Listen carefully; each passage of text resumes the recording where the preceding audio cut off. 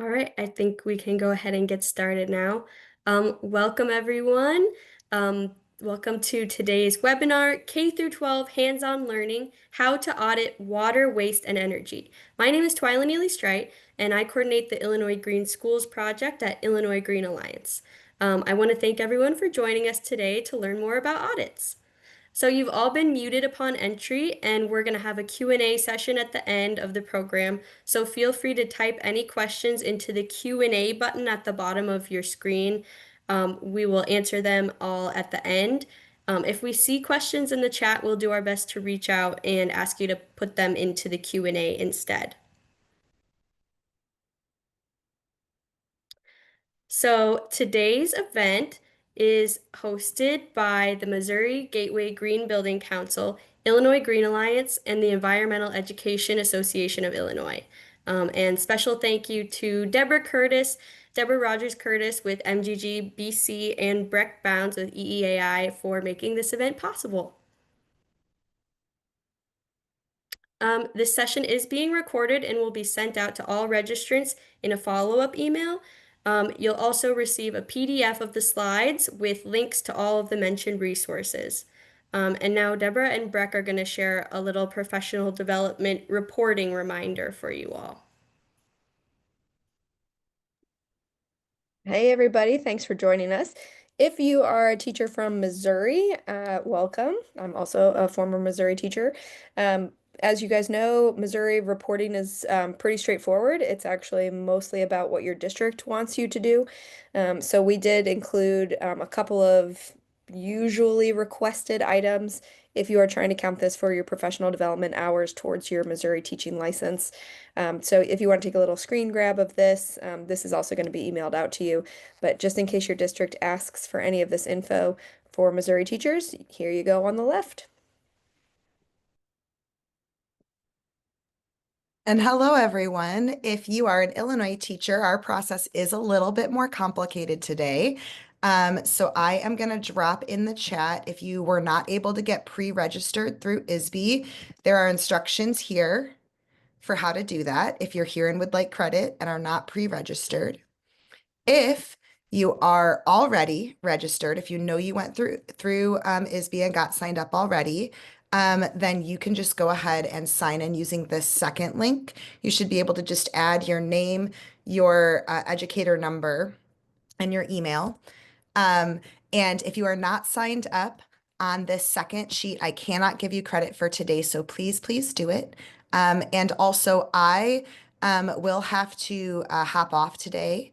So if you, early today, I'll have to hop off early today, sorry. So if you have any issues later in the program and you need to reach out to me, you can reach me at ed@eeai.net. And I will also put that in the chat right now. Basically what's going to happen is once I've got you in for today, I will mark that you were here. And then there will be a little bell icon that'll show up when you're logged in, and you'll click there to do your evaluation, and then that should be the end. We'll both be done with paperwork at that point. So let me know if there are any issues, and I'm really excited we're all here today. Awesome. Thank you, Breck and Deborah.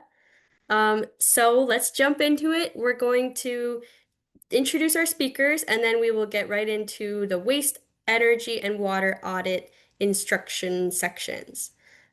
So today we'll be hearing from Maggie McCoy, Climate Change Education Coordinator at Missouri Botanical Garden, Chris Ruth, Mid-Missouri Controls Manager at Integrated Facility Services, and Paul Sambanis, VP of Sustainability at Sloan Valve Company. And I'll let each of them introduce themselves a little further when they start their presentations.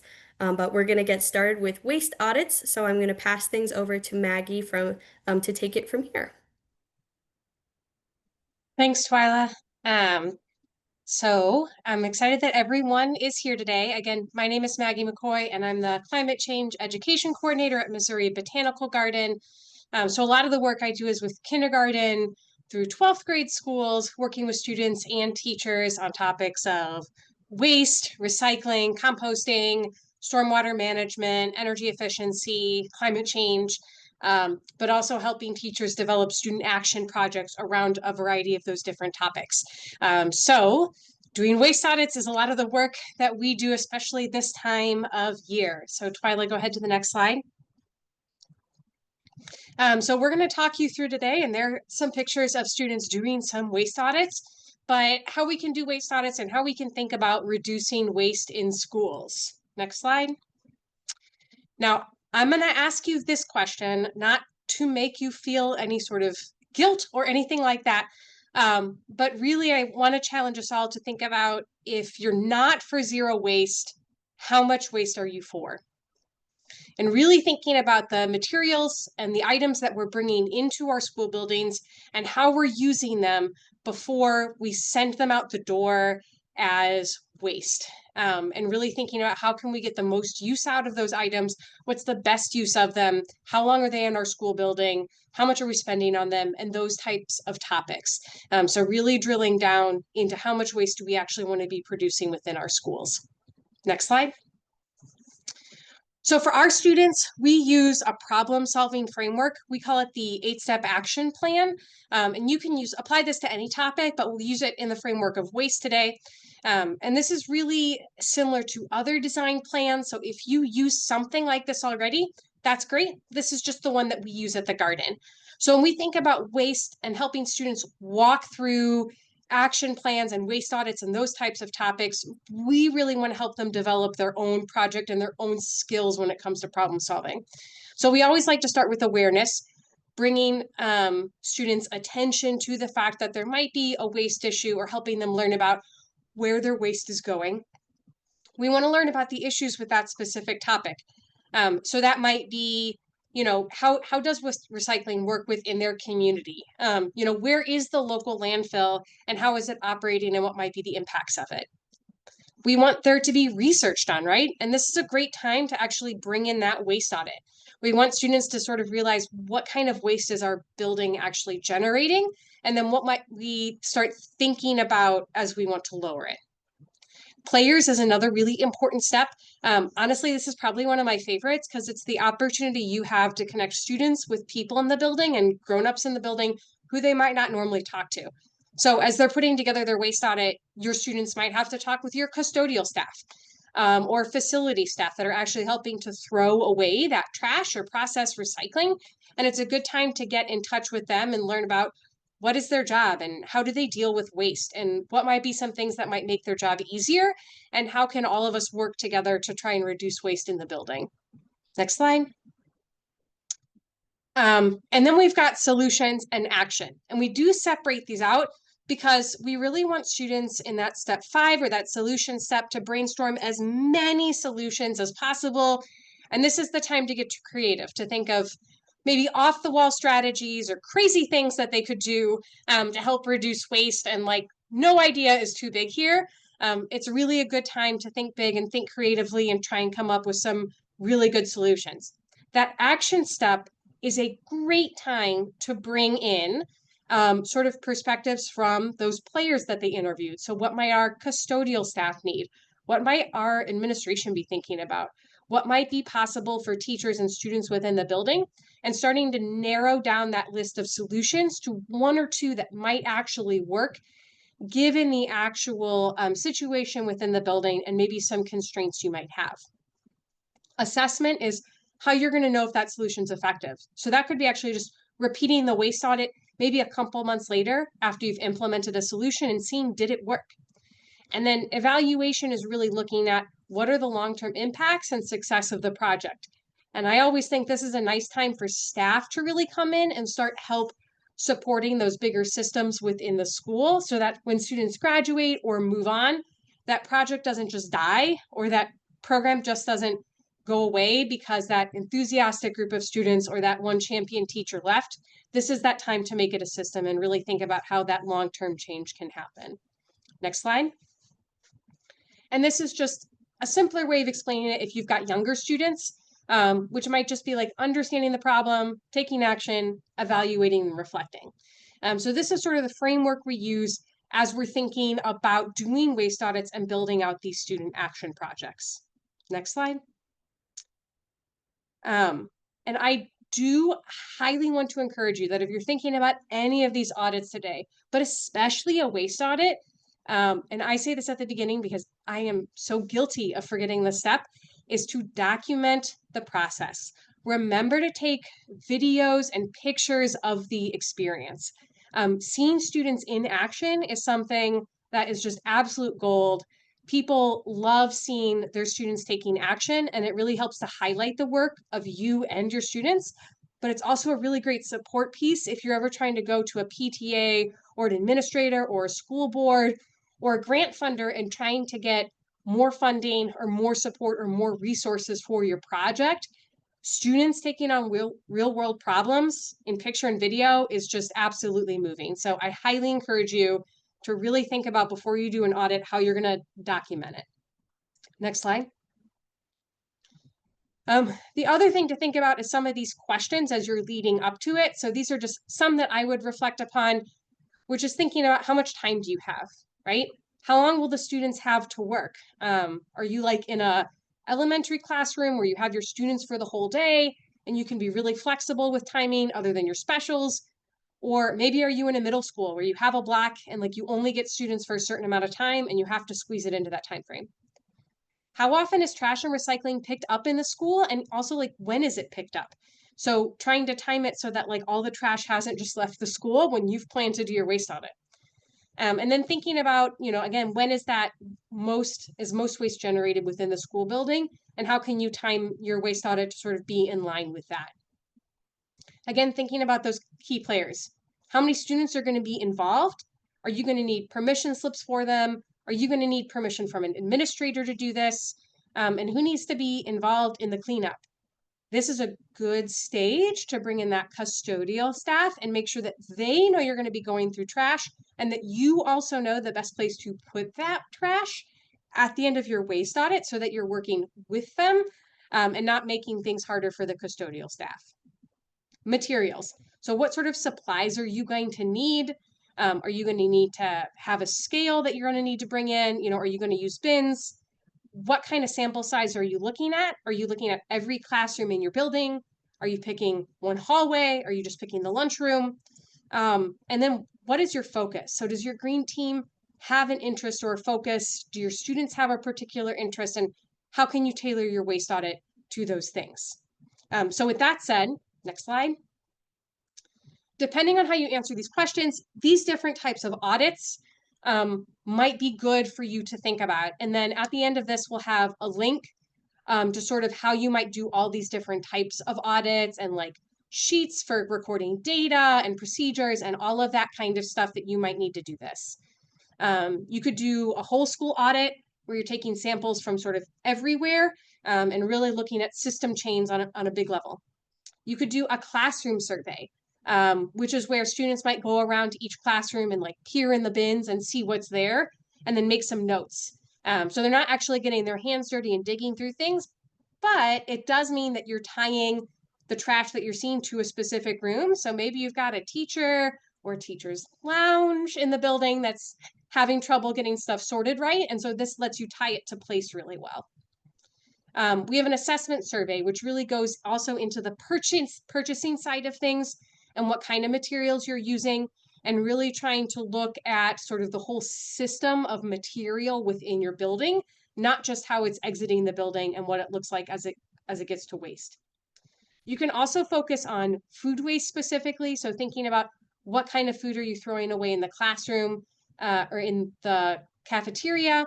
Is there an opportunity to bring in some more choice or share tables or composting into your cafeteria to help reduce what's going to the landfill?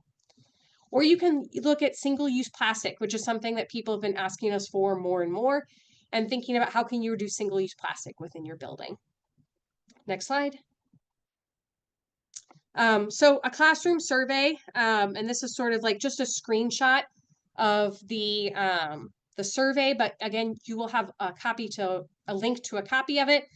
It's just going around to a room and like peeking in the bin and saying like, where is the trash can? Is there a recycling bin? Where is it?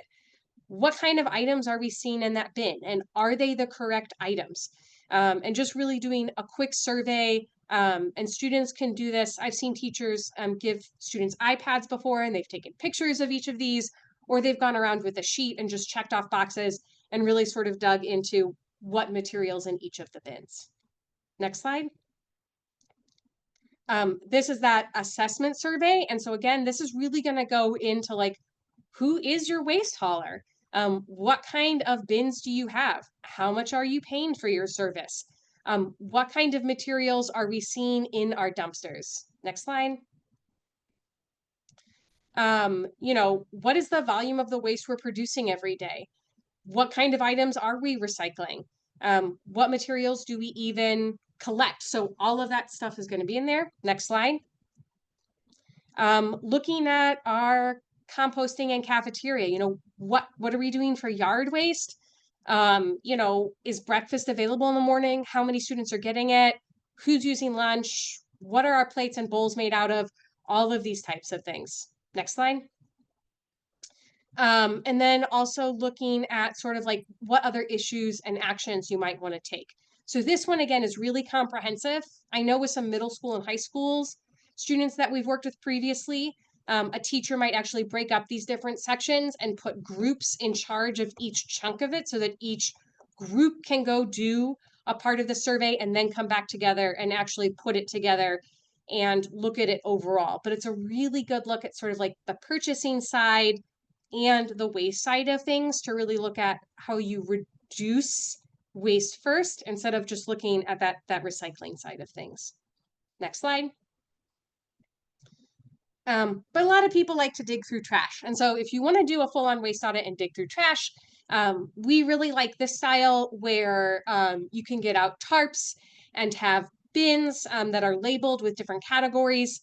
Since we're located in St. Louis City, we tend to use the categories for like recyclable material in St. Louis City and County, which are those listed there, but you can choose any sort of designation for your bins. And then we'll have the trash in bags. We'll have gloves set up. We'll have a big scale for students to use, and we'll sort everything out and we'll weigh it so that students actually have a chance to look at all the different material, get their hands a little bit dirty, spend some time outside, but really get a good number and experience with the waste that is getting thrown away.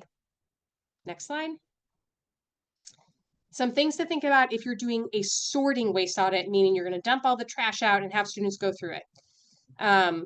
You want to get some basic info about waste at your school. So again, like when does the trash go out, talking to the custodians, that sort of things. Communicating your plans with your school, including fellow teachers, custodial staff, and students, and then picking a day to audit. So like you might want to let students know that maybe they shouldn't wear their favorite tennis shoes on the day of the waste audit. Or you want to communicate with custodial staff so that they maybe can give you a couple extra trash bags. I've seen custodians who've been super helpful and have like set certain samples aside and then helped us clean up at the end.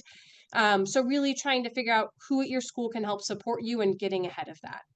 Next slide. And then, getting your sheet together. So this is what a sample of our waste audit sheet looks like. We have a couple different versions depending on if you're doing that like food waste audit or single-use plastic audit or just general school audit. Next slide. The day before the audit, again, reminding students that they're going to be doing an audit and maybe going over what the categories are. So that day, they're not trying to figure out what plastic can be recycled and what plastic can't be recycled. Again, making sure they're wearing the appropriate clothes and they know the location.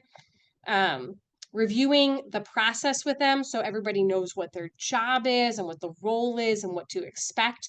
Especially if you have students who have like sensory processing disorders, it's good to check in about like the fact that there might be smells or that the gloves might be a certain texture or some of the waste might be a certain texture just so they're ready and prepared or that you have a job for them that's appropriate.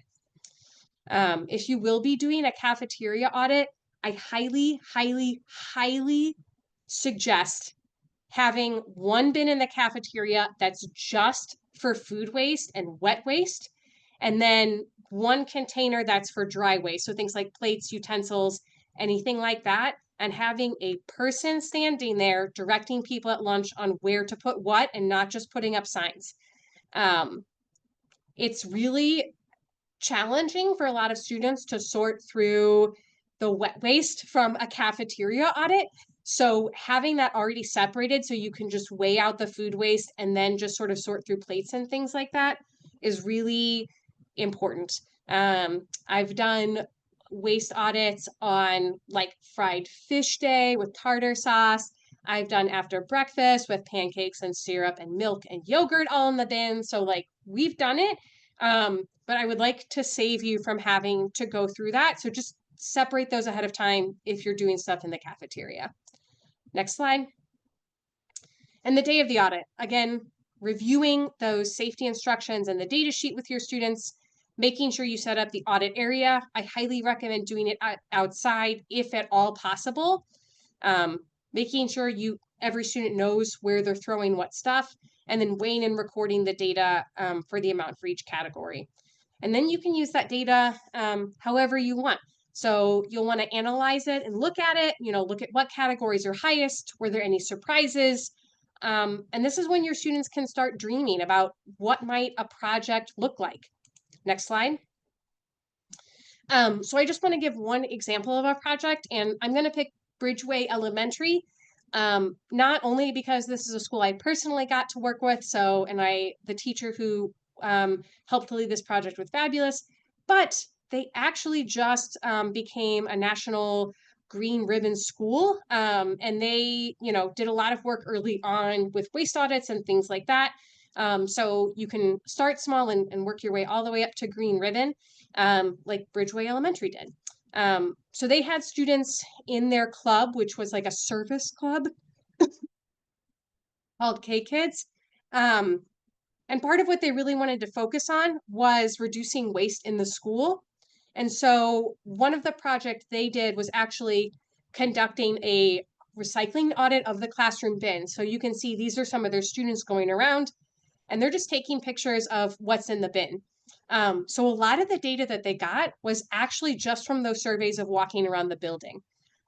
Sometimes I talk to teachers and they think like if they're not doing a full waste audit and they're not getting their hands dirty, that it's not exactly the full experience. But I think there's so much to be gained from just these audits of walking around and looking in the bins and taking pictures and being able to see kind of where those problem spots really are. They developed their project from there in terms of thinking about recycling, but they also really focused on the reduction side of things. And they focused on projects, and I think this was the biggest strength for them, and one of the things I would really like you to think about is they focused on projects that fit within the culture of their school already.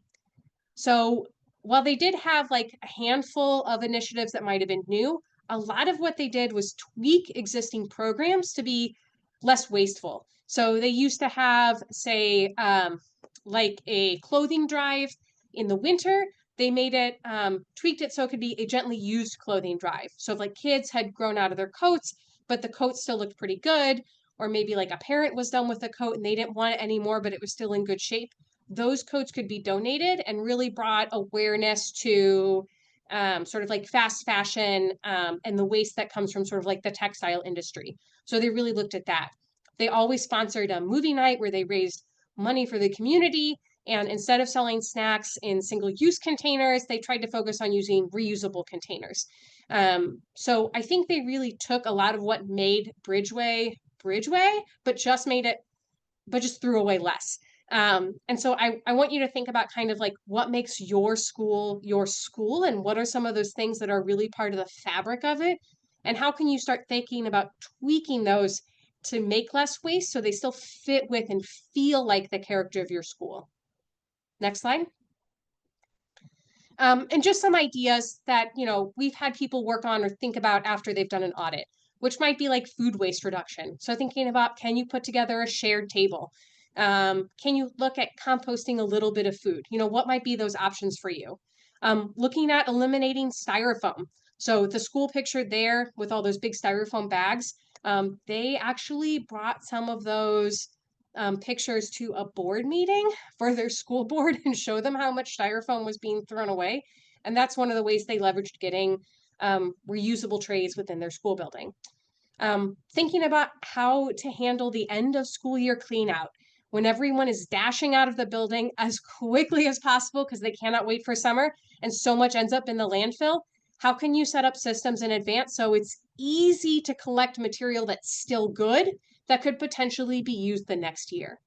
And we've had a school that's done this previously, that's had boxes that are labeled that teachers can just put their stuff in if they're not going to use it anymore. And then new teachers can sort of shop those bins at the beginning of the next school year instead of maybe going out and buying new supplies for their classroom.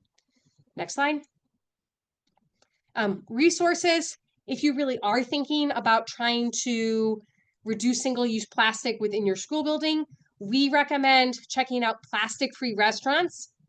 I know the name is Plastic-Free Restaurants, but they do have an arm that looks at reimbursing publicly funded schools and nonprofits for the full cost of a reusable item.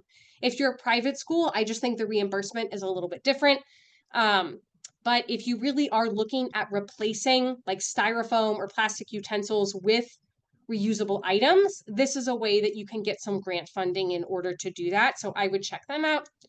Next slide. And then, you know, this is an exercise you can do at another time, but really thinking about, you know, what is that one waste problem that you as a teacher see in your school or that your students see? What are some possible solutions?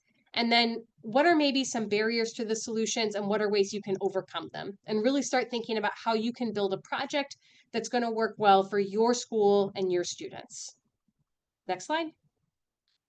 And then these are going to be links to a lot of those different things we talked about. So if you wanted resources for that waste audit to walk you through it, those are going to be linked there. If you are in the St. Louis area, meaning the Missouri counties on the St. Louis region, the garden can help with some resources for that. And then links to that like plastic-free resources guide, and then the waste resources in the Show Me Green schools. So I highly encourage everyone to test out a waste audit soon, but feel free to reach out to me if you have any questions. Thanks.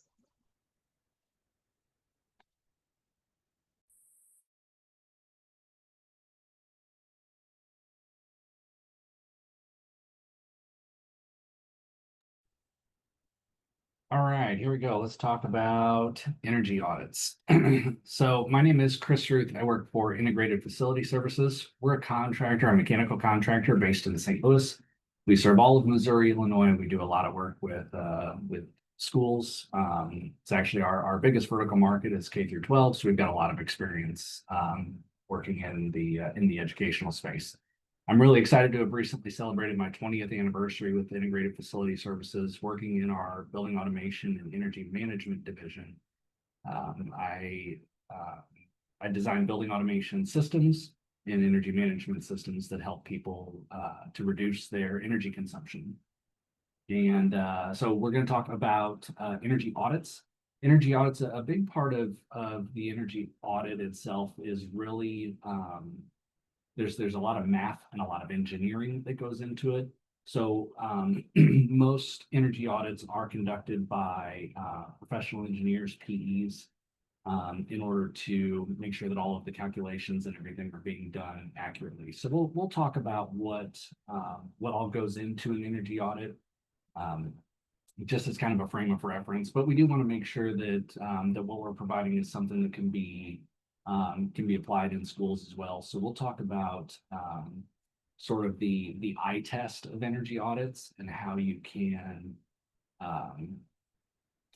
conduct an energy audit with your students as well, so they can kind of get involved in the process. So we will talk about that too. But first, I do want to talk about the kind of the higher level of energy audits and what all goes into them. Next slide. So energy audits are structured checkups of your school buildings. It digs into how they use energy, how they use electricity, gas, water. And we do this so we can find comfort issues and find safety risks and identify cost-saving opportunities without really guessing. Think of it as kind of like data-driven advice. Where are we now? What do we need to fix first? And what does the payback of that look like? So we start by preparing and putting together a plan. We start by aligning with your goals, whether those goals are lower utility bills, if it's comfort optimization, talking about replacement of aging equipment and kind of planning for that future. And we get an idea of where it is that you all want to start with that. We then gather as much information as we can to get a foundation for this audit. We gather floor plans, we gather utility bills, a year, 2 years, sometimes 3 years worth of utility bills to get a baseline and a benchmark of where things are at. And we put together a quick list of the pain points. Are there areas that are too hot and too cold? Are there areas that have poor ventilation, or maybe you've got failing lights or noisy or failing equipment? We want to gather as much of that information as possible. And then we start our assessment. So our auditors will take kind of a tour of all of the spaces representative in those areas of concerns during school hours, if possible. It's best to see these spaces under what we call high load conditions. What does it look like when the equipment and the building is actually working to support the people inside? We'll go through things like classrooms, gyms, kitchen, libraries, and mechanical rooms so that we can get an analysis and an assessment of everything in the space. We look for the obvious wins. We try and find the low-hanging fruit. If there's occupancy sensors or not. We look at thermostat settings. We look at the types of lightings. Maybe we can get a sense of ventilation rates based on the equipment that's being used. Checking on doors, making sure the doors are closing. Kind of those simple maintenance issues. Those are the easy things for us to identify. But like I said, there's a lot that goes into it on the analytics side. And so we've got to do some data collection as well. We'll pull the interval utilities when they're available. We'll install temporary data loggers for logging CO2 or humidity in a few rooms. We'll try and capture as much information on the major equipment as we can so that we can get an idea of what their expected consumption of energy is supposed to be. Most equipment, HVAC equipment, mechanical equipment, appliances, will all have some sort of a plate that identifies what it should be using in normal circumstances. So we're trying to gather all of that information as well. We'll take photos, we'll take notes as we go along, and we'll kind of look at what some of those notes look like, because that's the type of stuff that where we can really kind of get the students involved is the photos and notes. So we'll dig into that. But we also review building automation systems. We take a look at their set points and schedules. We try and get an idea of when the building is starting and stopping. What, if any, holiday schedules are in place? Are there any devices that are being overridden? Stuff that is running all the time, regardless of the building automation systems coming in. Through all that, we kind of put together we analyze that data and kind of put together our recommendations. We rank the opportunities based on cost of implementation, what sort of savings we can expect to recognize, and what sort of impact there is on comfort and learning. We take those quick wins, we take those low to no cost actions, and then we also look at capital projects as well. And we kind of rank those so that we can get an idea of what's going to be the easy stuff that we can get and what are the things that we may need to look at a longer term investment. Each measure that we look at includes an estimated cost, an annual savings that we expect to see, what sort of payback we would see, what the return on investment would be, what that period looks like. And then any sort of operational impact, what sort of downtime do we need to be looking at doing this over the summer or over a break? Is it minimally invasive, the work that we do, so that we can work around the students and not interrupt operations? And then we provide all of that information so that the schools can make the most informed decisions possible. You'll get a concise report with an action plan. Who does what do we look for the school to do? What do we look to do in that process? What the expected savings are, and a realistic timeline that kind of aligns again with your all's calendars. We want to work around schools as much as we can to make sure that we're not interrupting the operations. That's the most important. We can help with implementation, from writing bid scopes to coordinating with the facility team and figuring out what work the facilities folks can do, and then what work we would need to seek out. So now we'll take a look at some of the more common conservation measures that the schools will typically look at after we can. Next slide. So conservation measures fall into three buckets, really. They fall into behaviors, low-cost tune-ups, and strategic upgrades. The goal is to get better comfort and reliability with a lower spend whenever possible. Behavior changes are the simple habits add up. Shutting down computer labs at night, turning off projectors, closing blinds after hours, making adjustments to thermostats, and making adjustments to thermostat standards. What are the standards that we expect the thermostats to be adjusted to? Kind of making that end of the night sweep before the buildings are closed up, making sure all the lights are off and making sure the doors are closed. The behavior side is one of the harder things to identify, but can really have a big impact on the overall energy use of the building. I remember working with the school once. We did for their Green Schools Quest project, we were talking about behaviors, and one of the things that they wanted to observe was how often people were pushing the accessibility button on the front door if it wasn't needed. Swings the door open, the door sits there for a couple of seconds, then it closes. Whereas if you push the door open and walk through, it typically closes a lot quicker. So they wanted to get an idea of what that behavior was doing to keep doors open longer, thus creating a larger demand on the HVAC system. So a hard thing to find, a hard thing to identify, but it's really important to kind of track those behavioral changes. It's one of the first. Lighting upgrades are a great, quick, and easy way to make an impact. LED retrofits and occupancy sensors really deliver a fast payback for low costs. We get less glare in classrooms. You can get better color quality, and even some noise reduction. I mean, wider rooms versus older fixtures that kind of have a buzz or a hum and low pitch. HVAC optimization is where you get a really big impact. About 40 to 60% of a building's energy is spent on HVAC, on heating and cooling. So this is where you can really start to make an impact on savings. Making sure that schedules are adjusted to match bell times so that we're not starting and stopping equipment, starting equipment too early or stopping it too late.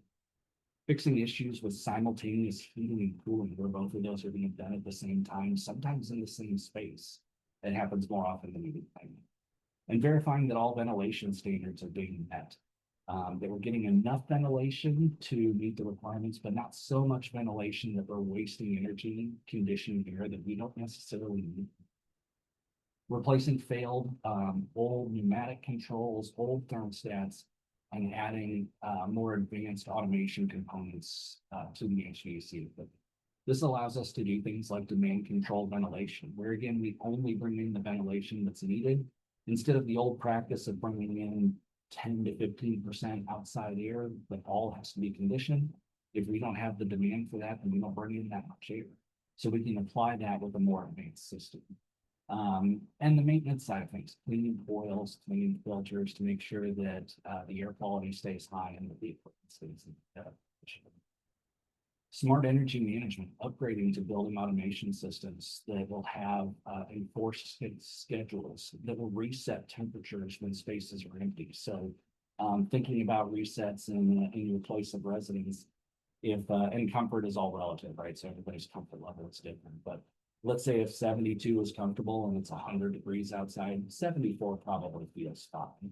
So taking an automation system that would reset that set point up a little bit means that you're again kind of recognizing some savings. But that does take a little bit more of an advanced automation system, not something that's needed staff would be able to apply. Sub-metering and utility dashboards for your spaces that are being used, maybe outside of normal.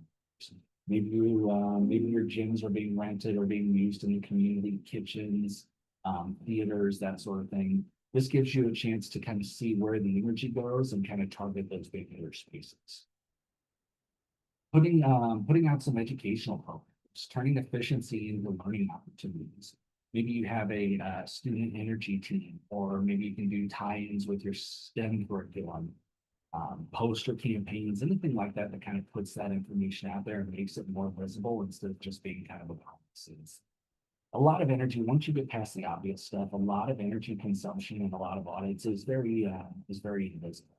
So finding ways to make that more visible to the student body is important. Students can help kind of audit that plug load, and they can champion lights out days or lights out campaigns, and we'll, like I said, we're talking about the energy treasure hunt that students can do. As important as it is to engage with the students, you want to kind of engage with the community as well. Sharing your goals and your wins with parents or with the school board, and to say, hey, we were able to save X dollars that we were able to reinvest in other places.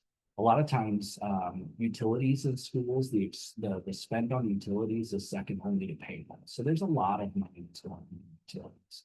And being able to acknowledge the changes there and the savings is a good win, something to call out. Invite local utilities or partners to kind of support incentives and grants when available. There's money out there, there's funds out there, and finding ways to get them involved in these projects is big as well. And then monitoring and tracking, monitoring and tracking your success, celebrating the milestones with the adjustments that you made, and making sure that everything that you're measuring is getting managed. Measuring it is great, but kind of that feedback part of sticking with it and making sure that the changes are being made continues to keep it from not just saying, hey, we measured this and we got all this information, but now what? Big picture is you start with the data, you get as much data as you can. Of course, you want to prioritize student comfort and air quality, and then you invest where the savings can kind of sustain. Next slide. So this is the student-led energy efficiency treasure. It's a short structured walkthrough where your students can look for everyday inefficiencies in the school. Again, things like lights being left on, vents being blocked, doors being propped open. They capture these findings on a worksheet. Maybe they take notes, take some photos. Not doing any big fixing or repairs, obviously, but we just want to kind of capture and identify it as much. It turns this invisible concept of energy efficiency into something a little bit more hands-on, where students can observe real conditions and connect them to things like STEM, science, and math classes. These are small surface wins that we can act on immediately, again, saving money and improving comfort and building that culture of environmental stewardship. Of course, we want to keep safety in mind, make sure that students are in public areas, classrooms, hallways, cafeterias, never opening electrical panels, HVAC equipment panels, touching equipment or mechanical spaces or anything like that. We want to make sure that we're kind of thinking safety first. But let's kind of take a look at some of the things on this chart we're going to look like. So on the energy management side, does the school have an energy management program in place? Has the school been benchmarked? Is there a portfolio manager to get an idea of where the school's at? In order for us to make changes, we've got to have an idea of a starting point. So that kind of helps with that. I'm not going to go through each one of these, but making sure that is there a energy efficiency club or a community or an individual, an energy efficiency person who's responsible for tracking this. Is energy efficiency included in the curriculum? Anytime that this stuff can be implemented into the curriculum, you'll see a lot of value. It just makes it more real, makes it part of it. Next slide. Lighting, you implemented a lighting upgrade in the last 5 years. Lighting changes are an easy, low cost, high impact upgrade. Energy Star qualified lighting or appropriate lighting levels being used, that type of thing needs a little bit more of that side of thing. Looking for occupancy sensors. Are there occupancy sensors in place? Some of these occupancy sensors actually have a switch on them that have a on, off, or auto switch. And it's amazing the number of times that an occupancy sensor goes in and then gets switched up on or something. So if you do happen to have those, are they set to the right point? Are LED exit lights installed? Are lighting fixtures clean? That's another big part. If the fixtures aren't clean, then they're not going to be able to provide them. Next slide. Computers, copiers, are they Energy Star compliant? We'll see that one a lot. That pops up a lot. If they have the Energy Star label on them, that means that they've gone through that process. Are they being turned off at night? Not just in sleep mode or screensaver mode. I know sometimes that's the easy way to get everything shut down in the computer lab. But are they actually being shut off? Are monitors and copiers being turned off when they're out of use? Appliances that have a power save mode. Is that power save mode active? Again, something that can be defeated. You can take these pieces of equipment and shut off their power save mode. So is that still in place? Is it still working? Is equipment that's plugged into the power strip for easy disconnect is is equipment plugged in that way so that it can be disconnected. Next slide. Again, there's that Energy Star. Finding those Energy Star labels is great. It's a very easy way of vending machines, microwaves, all that stuff. It's a very easy thing for students to find and identify, just because it gets so noticeable. After you see it a couple of times, it's very easy to find. A refrigerator sealed tightly when it closed. Same thing with freezers. Our unused appliance unplugged or on a power strip that's shut off. It's called phantom energy drain when a piece of equipment is plugged in, but it may not necessarily be doing anything. There's still a little bit of draw there. It may not be much, but that's one of those things that you can say, hey, we can put this on a power strip. Some high dollar power strips will actually prevent that that phantom energy drain, but if even on the cheaper power strips, a quick flip of the switch will stop that. Duplicate appliances, rechargeable devices, only being plugged in when they're needing to charge. Once they've been charged, then let's unplug them. Otherwise, they're just going to sit there and hover. That battery will drop and they keep recharging. They not necessarily need to do that. Vending machines we talked about as well. Next slide. HVAC is a big one. Again, like I said, there's so much. This will be the biggest chunk of this because there's so much energy that's being used there. Our windows and doors properly sealed when they're closing. Any sort of energy leak, any sort of air leak or infiltration can cause HVAC equipment to run. How old is that? HVAC equipment has a life expectancy between 5 years. If it's well maintained, it can be even longer than that. And that's great if it works, but that doesn't necessarily mean it's the most efficient. So looking at, has it been retrofitted? Has it been maintained properly? All of those things, if the answer is no, then even though it may be working in space, may be comfortable, there could be a larger energy consumption than is necessary. Our pipes insulated in one of those things. You don't want to be touching pipes, but is there visible insulation on the pipes? What is and some of these you may need to talk with the facility manager about, but what is the automation system doing in terms of setbacks?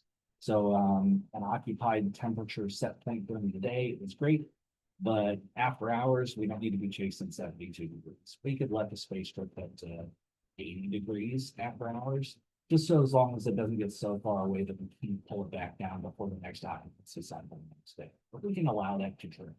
No need to have a space be 72, 73, 74 degrees at 75. But again, the automation system's got to be in place. Our classrooms free of space heaters, big energy consumer space heaters aren't. Not necessarily the energy that the space heater itself consumes. But if you've got a space heater in the space that's warming up the space and your thermostat is getting hot, remember your HVAC equipment chases what the thermostat thinks it is.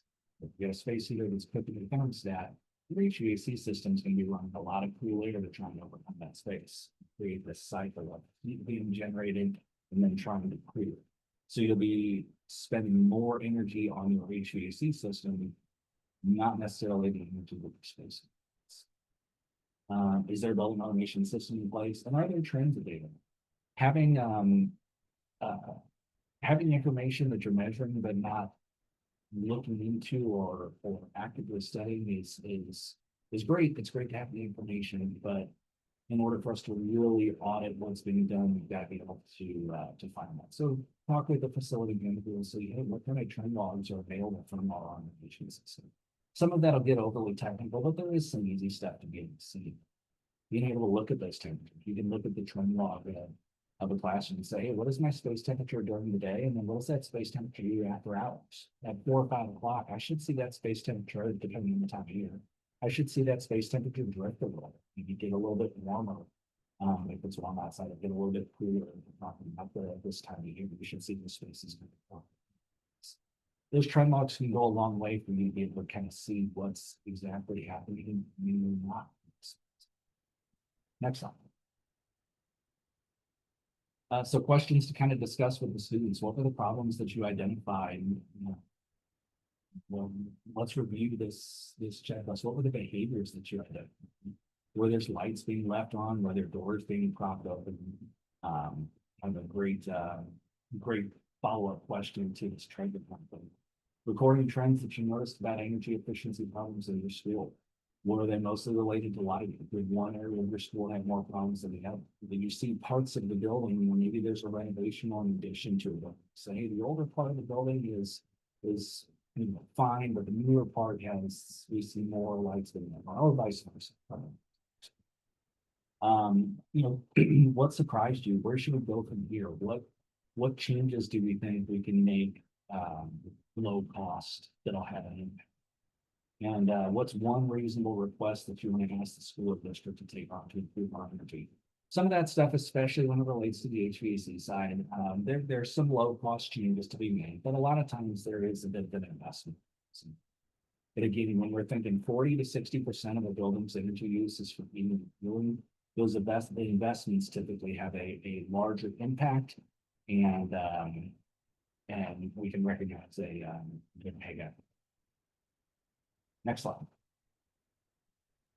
Tons of resources available. Energy Star there pops up again. Taking a look at that. There are a lot of incentives out there. Power providers provide incentives.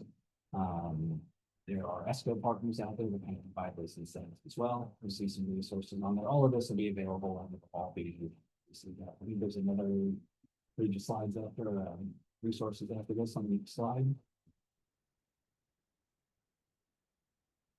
Yep, same thing there. There's your efficiency programs, rebates, incentives.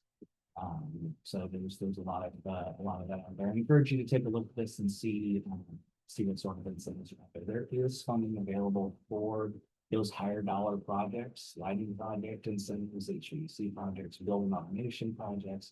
Some of them will fund pretty high too. You can fund high percentages, 100% on some projects, 50% on some projects. And I encourage you to take a look at those or find partners to be able to help. If you've got a lighting partner or an HVAC partner, or building automation partner, a lot of them will kind of help shoulder this load. It's a bit of a work to get some of these incentives, but a good partner will help you cross that. Next slide. That's it for me.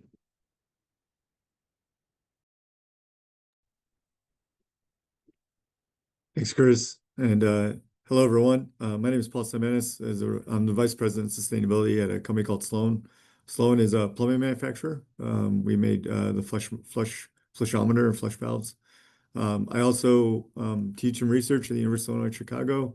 So I do teach a lot of courses on water and sustainability. And I'm looking forward to talking to you guys today about how you can look at water audits and reduction strategies. Next slide, please. So water in schools, can be in a multitude of ways, is being utilized, right? And so, think of your school, and you look around how water can be utilized. The first and foremost we typically see is restrooms, right? So a lot of kids, of course, need using the restroom or washing their hands for hygiene purposes, etc. A lot of access from that end of it. The second being landscaping, right? Your playground, your garden areas. Maybe you're growing your own gardens or other things. It can be utilized quite a bit. But one that's just as close in a lot of ways, and what Chris talked a lot about in the last session, is heating and cooling, right? So every time you have what's called an HVAC system, that requires some water, right? And so that uses quite a bit of your water for your school to, for air conditioning or other purposes. Of course, kitchens, where you have dishwashers or faucets or other things, to clean trays and other things. And then some schools, if they're lucky enough to have a swimming pool. Depicted on the picture here is kind of just some examples of that. A lot of people, when they look at water and they think about water, they really focus in on just efficiency. But there's other aspects of water too, right? There's water quality is another element, right? Making sure that kids have access to clean drinking water, super important. We've seen a lot of legislation out east pop up. Areas like Michigan or in Maryland or New Jersey now require some new bottle filler requirements because they've been impacted by the water service lines. So you see that is a big project. The other one being, of course, rainwater, rain gardens and other things. So that's depicted in the middle there. Not only is that important from water because of having reducing your landscaping bills, but also because of water resiliency, right? So we're seeing because of climate change events, large water events occur when storms do occur. And so having a way to build in some of those bioswales and other things is super important because it'll make your school more resilient when you do get these large rainfalls. And then lastly, on the right, we're seeing restrooms change quite a bit. Where now, for example, even in the high school where my kids go to, they don't no longer have mirrors or other things because it's not because of obviously water related, but it's because of other things like bullying or other things that are occurring. And so the restrooms themselves changed quite a bit over time and super important as well. Next slide. So the first and foremost thing to consider when you're looking at water consumption or just water in general is how to understand and how to establish a water baseline, right? Baselines are super important in the sustainability world for waste and energy, is because we need to understand what it was like at the beginning so we can see what kind of improvements we made afterwards.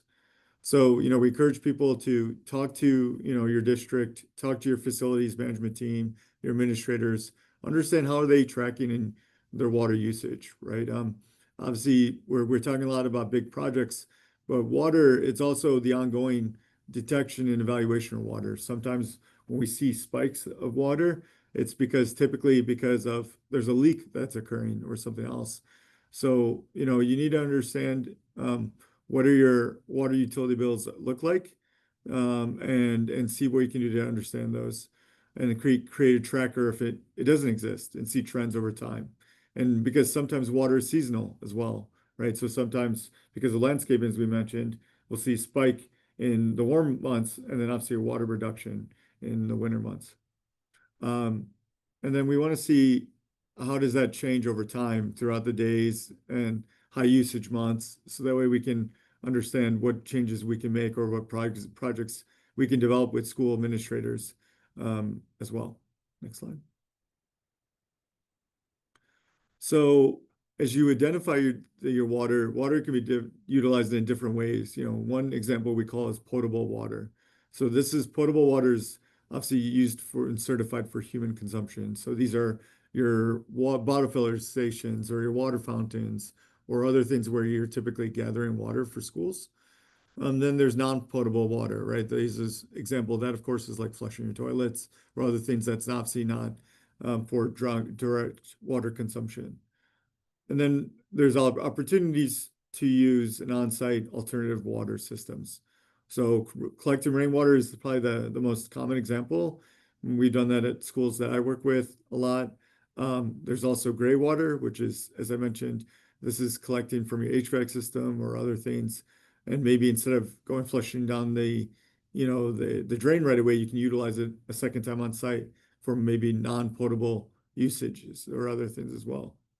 And so once you want to at least measure your water on a quarterly basis, ideally on a monthly basis, but at the very least quarterly to understand your water consumption.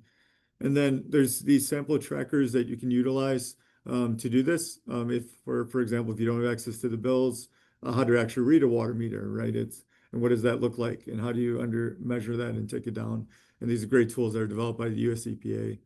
And then you want to set goals, on how do you want to, now that you understand your baseline. So for example, if we know that we're using, let's say 200,000 gallons of water a year, what are we going to do to reduce our goals by 5% or 15% or 30%? Where are big water users and what can we do to tackle that and develop a project that makes sense for your school and your area?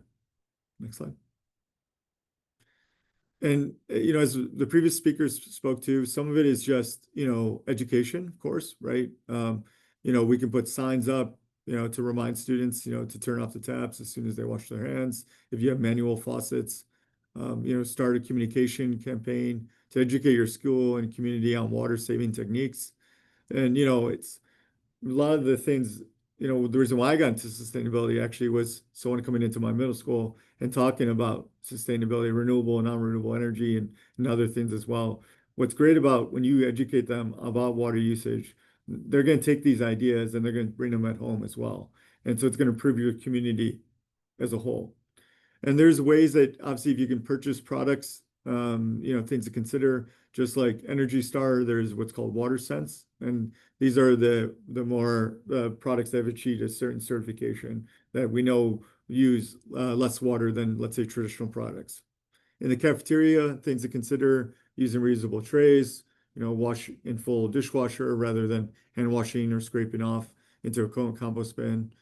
Obviously, for laundry services, if you're lucky enough to have that, using cold wash cycles and only washing with a full load.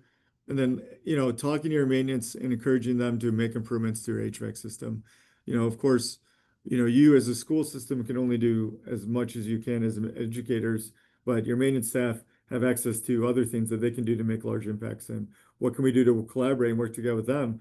And maybe if you have older kids, educate them on this idea of what they're doing to make improvements and how do you work through that. We have a school here it's called the Global Academy of Citizenship, where they have all their mechanical rooms are completely clear glass. You can actually look into them. You can see how water is being utilized in certain areas, right, in your building. And it's pretty cool to kind of maybe even go into a tour and have your maintenance staff work together, give them an idea of how certain things work within a building. Next slide. And then, as I mentioned, a big part of it also is resiliency and stormwater runoff, understanding how water is going to be captured. There's a term that we use when we're educating this, and it's from what's called the Sponge Handbook. And so it's called protect, delay, store, and release, right? So you want to protect what is going to fall into your school. What does the yard runoff look like, et cetera, and everything else.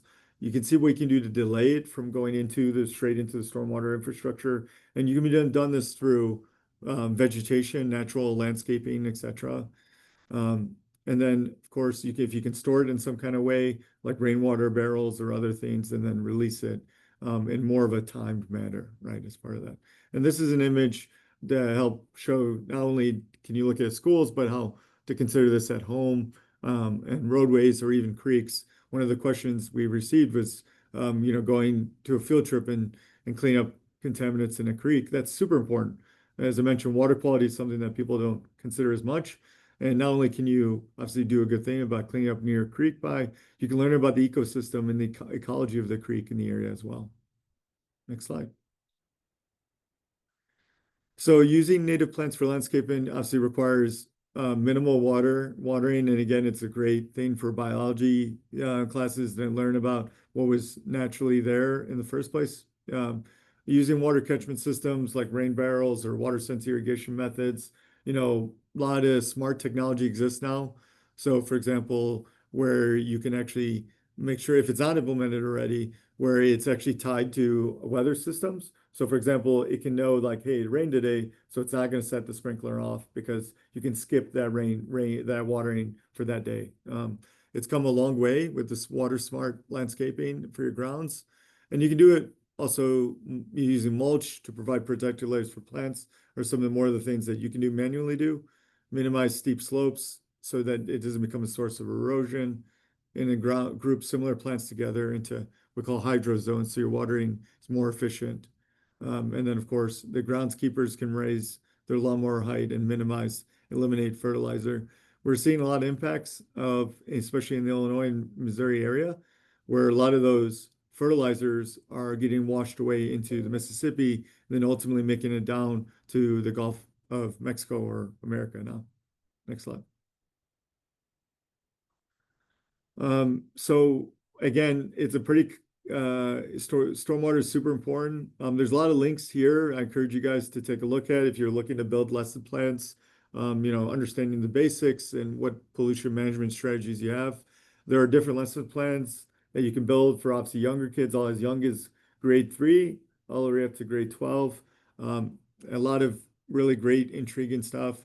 And what's cool about it, it really ties into gardening and horticulture and other things. And you can learn, as I mentioned, about biology, but also tie it into other activities or other learnings. So, for example, I'm the son of immigrants, Greek, and a lot of my family growing up did a lot of gardening as well. So we learned about obviously food groups and vegetables and other things as well.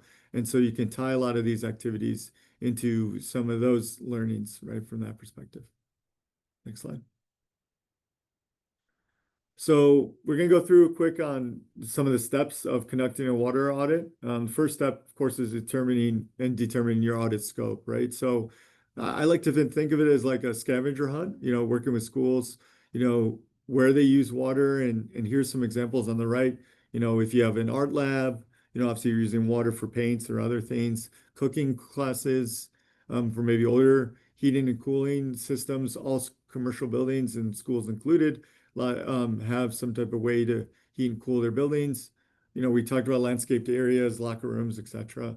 And then understand how's the water being utilized, right, throughout your building, right? I mean, there's the traditional ones that I talked about, but there's even some very unique ones that's listed on the right there, right? So, food cookers and ice machines and other things as well. Your water's been utilized a lot in a building just for day in, day out.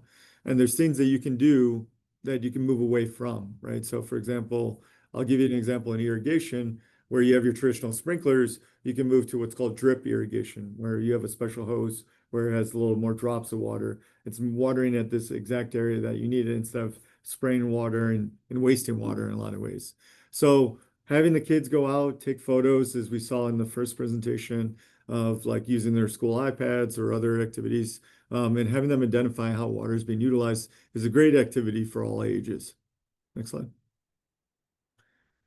Step 2 is requesting your water bill and making graphs with students, right? Great little math exercise here, but helping them plot the water usage, and how is the water being utilized, logging it to monthly changes. And then obviously there's not only the, let's say, traditional water usage, but there's also the financial aspect of it. Traditionally, we're seeing water prices will always kind of be, let's say, relatively cheap going in because obviously everyone has access to water. But what we're seeing is water rates going out for wastewater or stormwater continue to grow, right? And that's because a lot of municipalities, a lot of localities, it takes a lot of energy and a lot of money to treat and clean water. And so those prices continue to grow, and you group those bills together, they're in line with energy bills as well. Next slide. Reading your school's water meter, like I said, it can be kind of complicated. Looking at those examples on the right, the straight reading versus the circular reading meters, and there's usually different meters for indoor use versus outdoor use.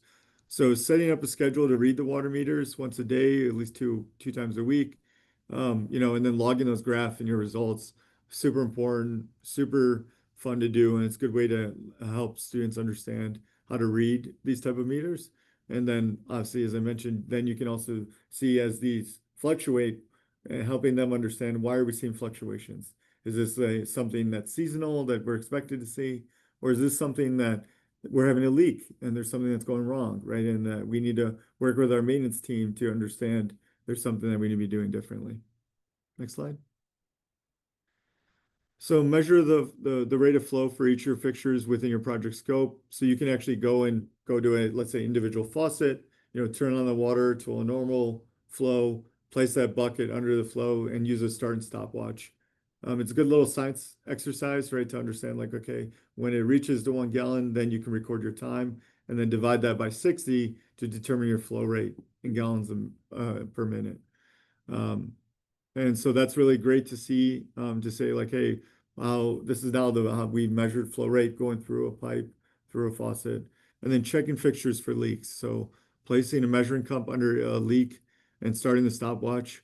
So if you have a known leak, that's maybe small in nature, recording how many seconds it takes to collect 1 ounce, and then calculating that water wasted per day. And you'll find is that even a small leak have big impacts over time as it continues to be run over and over and over again. Next slide. So determine your total daily water usage for your area and scope. So, determine how long each fixture is used and how many times a day. So once you've started measuring it, then understanding how many do we have and how we can extrapolate that. So do we have 6 faucets in a restroom? Do we have, 6 toilets in an area? And then you calculate your daily water consumption.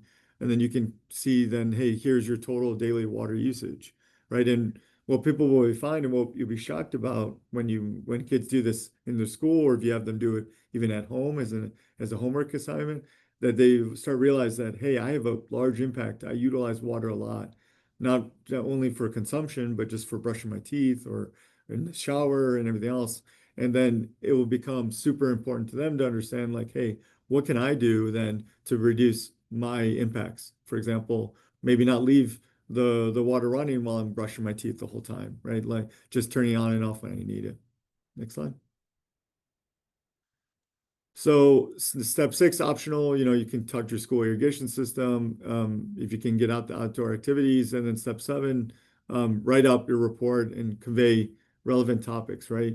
Having each of the groups understand, go to a different area, help them explain how much water their school is being used, how much maybe leaks they identified, how much money school spends on water if you get access to those water bills, or even you can estimate that, how much water you can be saved if you make these behavioral changes that I just mentioned.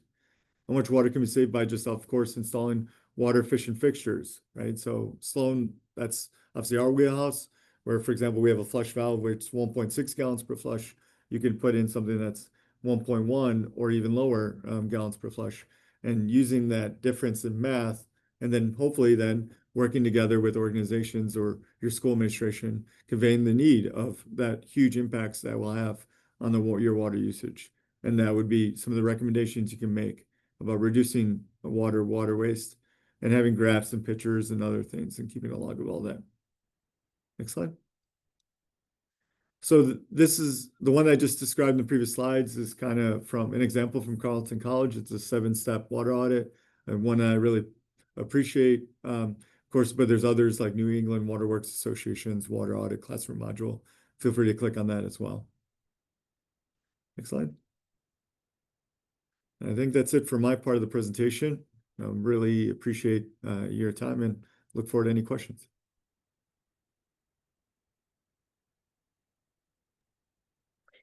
Thank you so much, Paul, Chris, and Maggie. There are a few other slides of resources in this deck. Again, you will all receive a PDF of this deck, and all of the links will be clickable. So these are here just for you to access afterwards. Uh, I will just kind of move through this just so you see.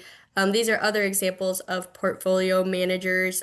These are like platforms you can use to track data and use to keep some of the energy bills or water bills that we're talking about, to have long-term information to talk about with your students and with your administration. And so there's a few, Deborah wanted me to plug a few upcoming events for the Quest folks. So these are upcoming events that I think anyone can tune into, but the ones that mention Quest will specifically be for schools in their program, I believe. Again, you'll get all of this afterwards. Now we're going to go into our audience Q&A. So I'm going to stop sharing slides. And if anyone has questions that they haven't already put in the Q&A and want to type some stuff in there, we also have a few questions from people who were not able to attend live but still submitted a few questions. So I will go through a few of those, and the question that we have in the Q&A currently, which is for Chris. Teresa asks, Chris, does your energy audit program have any data collected on student learning improvement based on improvements in HVAC or lighting? Sorry, say that again. Uh, they're asking if you know of any data that links student learning outcomes improvements to improvements on HVAC and lighting and energy upgrades. Yes, there have been extensive studies conducted on the impact of HVAC and lighting on cognitive function when it comes to test scores and all of that. Those studies do exist. There's quite a bit that goes into that. So that does exist. I don't have any of that information handy, but yes, there is a direct correlation with the body's physiological response to the space it occupies when it comes to HVAC, temperature, indoor air quality, humidity, CO2, lighting levels, all of that, and a positive impact function when it comes to learning and support. So does that answer that question? Great. Yeah, thank you. Yeah, it does exist. It's out there. I'm happy to provide that information. Yeah, maybe in our follow-up, we can share some more resources there. Perfect. Another question we have for Maggie. I'm a pre-K teacher and I'm wondering how students should physically be doing a waste audit. They're 3 and 4 years old, and I'm trying to figure out how to teach them about how to audit without teaching them to dig through trash. Um, do you have any thoughts about age range and waste audits? So I have a 4-year-old, so I appreciate this question. And I typed some stuff in the chat, but um, what I would do for that age range, honestly, is if you wanted to do like a sort and have them be aware of it, is maybe just bring in some cardboard boxes for like that day or that week, and have kids put like paper in the paper bin, plastic in the plastic bin, food in the food bin, however you want to do your sorts. And maybe even glue whatever item you're wanting to put in that bin on the outside of the box, just so it's like very easy for them to match. And that way they're doing the sorting, but they're not digging through trash. And you can still have good information at the end of the week. It'll take more time, but if it's like your theme or your lesson for the week, then you can build in that time to sort of the lesson time, or like that time that you have as they're throwing stuff away, and really sort of get that sort down so that they're not digging, but they're still sorting. So you kind of get the best of both worlds. And that would kind of be how I would go about it. I think that speaks back to just all of these audit types and techniques are very scalable. And I think any teacher should feel free to find ways to, if you look at some specific toolkit or guide, find ways to alter it to meet your needs, and find ways to make sure that it's serving your specific audience. Another question we had for Chris. I'm a high school teacher and my students are kind of obsessed with solar panels, but our school board ruled it out last year and said, no, we're not going to do it. Do you have suggestions for me to encourage my students that there are other options out there besides solar, or maybe a different way to pitch solar to our board? I'd be curious to know why the board said no. A lot of times I see that because of aesthetics. So just concerned about the aesthetics. So a lot of times solar has a long payback, so that could be it as well. But there is a lot of incentives out there for solar to kind of help offset that. So I'd be curious to know a little bit more about why that would kind of drive the how do we pitch it back to that. But there definitely is. There is so much more out there beyond just the solar side, and I think we covered kind of a smattering of those today. But it is tough when, especially if they're passionate about it. They're really excited about the solar, and if it's squashed, it's kind of hard to keep the wind in the sails, so to speak. But yeah, there's definitely a lot of other options out there, a lot of ways to make an impact beyond just the approach. But yeah, again, as far as follow-up, I'm happy to help kind of maybe give some more information to continue that conversation with the board, but I need a little bit more understanding as to why they shut it. A question for Paul. My school is located in the middle of farmland and water is heavily regulated in our county to avoid drought. We're thinking of collecting rainwater. Do you think that will actually make an impact on our water bills, or is passive water collection not a very high impact strategy? I think it's super important. And I understand, yeah, water rights do get a little tricky, especially out west. But here in the Midwest, having things like rainwater barrels, etc., is not an area that people get too concerned about, but it's super important, right? Having, as we saw in the chart before, about on average 25% of your water usage is associated with landscaping. So having the ability to collect that water not only will improve reduction in that water usage, but as I mentioned earlier, will allow you to become more resilient in the future, collecting that water and protecting it and delaying it before you can release it when needed, right, from that perspective. So would you say that it is a high impact strategy? 100%. Yeah, I agree. Yeah, yeah, and it's I think super important. And like I said, it's a great story to tell too, right, from that perspective. And I've seen some really unique designs. Obviously, you can also check with your local water district. Some cases they offer a deep discount. So, for example, here in Cook County, we have the MWRD, Metropolitan Water Reclamation District, Greater Chicago. You can get a rainwater barrel for only $22 actually and stuff. So it's really super easy and super economical.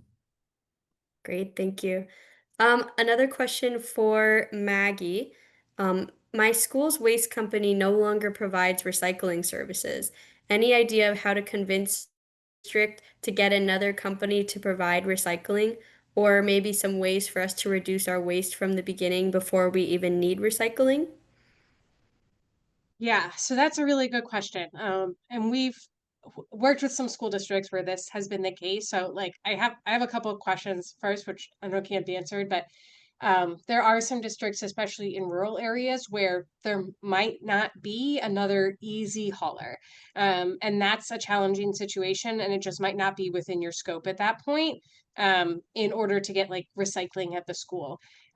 If it's possible to put out, and get another waste hauler to do recycling, that would be the best case scenario. But we know it's not always possible. Um, if recycling is not possible, then I would really take a look at sort of that like waste assessment, that like big 8-page thing that we showed, which really looks at the purchasing side of things and start looking at where you can make really look at reducing how much you're throwing away as a strategy for sort of getting around the fact that you don't maybe have access to recycling, and really going as much in as you can on reusables. So in the cafeteria, if you are currently using styrofoam, that might look like trying to get reusable trays if possible, that can be washed in the school so that you don't have that as something that's getting thrown away. Making sure that you're using paper as efficiently as possible, which I know is easier said than done sometimes in a school, but doing your best to make sure that can be done. Even doing things like putting in that water bottle refill stations like we talked about, and making sure students have like reusable water bottles can help cut down on what gets thrown away there. So there are certainly a lot of like reuse and reduce strategies that can be looked at first if you are in a situation where it's just not possible to get recycling in an easy manner. Great, thank you. I'm gonna ask two more questions, but if anyone in the audience has other questions that are coming up, feel free to if you want to throw them in the chat, that works too. Or the Q&A, I'll keep looking at it for a while. But two last questions. One for Chris. A teacher says, our school did a lighting audit last year, and we presented our results to our principal that only 10% of our lights are LED. It seemed like a pretty obvious way for us to renovate without a huge cost, but our district said no. Um, do you think, like, how would you suggest they communicate further about LED upgrades? And does that, is that like a high impact strategy that a school really should consider? Um, again, I'd be curious to know why they said no. High impact, mm, not so much. I mean, in commercial style buildings, schools, and that lighting is usually about 8 to 10% of the building's energy. So, but it's easy and it's affordable. And again, lighting is one of those, depending on who the power provider is, lighting is one of those where lighting upgrades can be incentivized to help. I've seen lighting projects pay for themselves through incentives. 100% covered through incentives. Just because it's low cost, lights, lamps are cheap. The installation for the most part is relatively cheap, so that's one of those things that is easily done. So I don't often hear no's to lighting upgrades, so I wondered what the reason behind the no is. Maybe a little bit of digging into incentives. I'm not sure who the power provider is there. But maybe see what sort of incentives are out there. But yeah, that's a tough one. Again, I'd love to connect and know why. Because lighting is typically an easy one. It's a rubber stamp, and let's move on with it. So let's somebody just put in the chat here. It's discouraging. Well, it's a good way to put it to hear that something as simple and easy and affordable as a lighting upgrade is getting a shot. So I'm sorry to hear that. That's rough. But I would again love to continue that conversation. I can help equip you for the next part of that, but I need to know a little bit more about the why. Yeah, I think that that kind of speaks to when pitching things to your school in any way, the more information, the more incentive that you can show to your school. Here are some different ways this could cost less money. Here are some different ways that we've looked into that we could get support from external partners, programs, any ways that you can kind of anticipate issues that your school might have with things and come with some solutions, um, might make a difference. Um, so I have one last question here that is directed for Paul. Um, it says, my school is located very close to a watershed. My students are middle schoolers. Do you think it's an appropriate slash safe project to ask our school to let my class clean the watershed of litter and potential contaminants? Yeah, it's certainly dependent, of course, on the contaminants, from that perspective. Obviously, chemical contaminants can be quite dangerous. But if you're talking, let's say, traditional litter or pollutants, so that's super okay. And they actually have special kits there where you, for example, looks like a little pincher where you can grab it, put it into a plastic bucket and collect all the trash and other remnants from that end of it. And so I think it's super relevant, super important. And the other part of it is you can also learn about your watershed, the ecosystem and the ecology associated with it while you're out there. So kind of have a dual benefit.